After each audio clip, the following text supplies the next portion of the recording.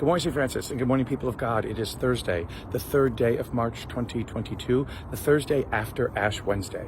Again, as we continue in our preparations for the great Lenten journey, which begins on the first Sunday of Lent, we again consider those disciplines that we heard yesterday in the Gospel for Ash Wednesday of prayer, fasting, and almsgiving.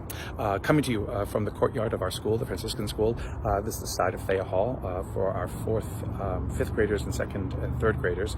But right in front, importantly, I'm in front of the pomegranate, one of our pomegranate trees that we have here in the courtyard, which is kind of nice to be in North Carolina and have pomegranate trees.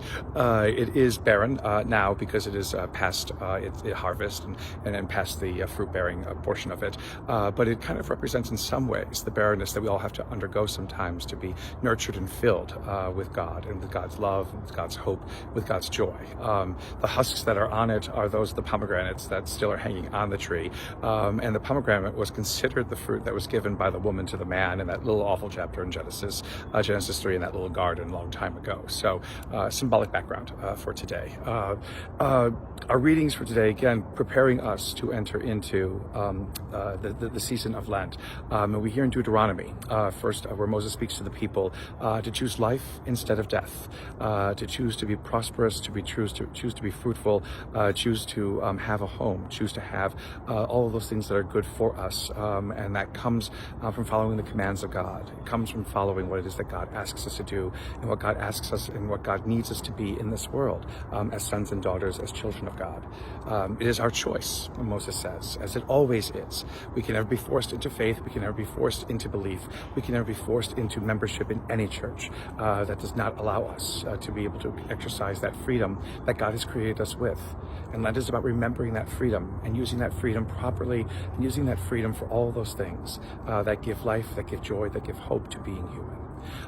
In the Gospel from Matthew today, Jesus talks about taking up one's cross and being able to follow him. Again, the sense in which we are not to hurt ourselves, we're not supposed to inflict pain upon ourselves, we're not supposed to make ourselves miserable and awful, but the understanding always that the cross is an act of love, not of pain and suffering, but of love especially. If it is of pain and suffering, then it doesn't do anything. It doesn't produce the good that it's supposed to produce. It only produces guilt, because somebody has to be responsible for putting Jesus on that cross, and many times in history it comes to us being the recipient for it, and all we can do is wallow in guilt and from which there is never any escape. No, the cross is an act of love. To take up that understanding of love, which itself can hurt at times, which itself makes one vulnerable, which itself opens up one to all kinds of possibilities which we may be afraid to be open to. Yet the cross allows life to flourish. The cross allows life to come to its fullest. The cross allows life to have us understand that there is no more pain, no more hurt, no more death when our belief in God is sure and true.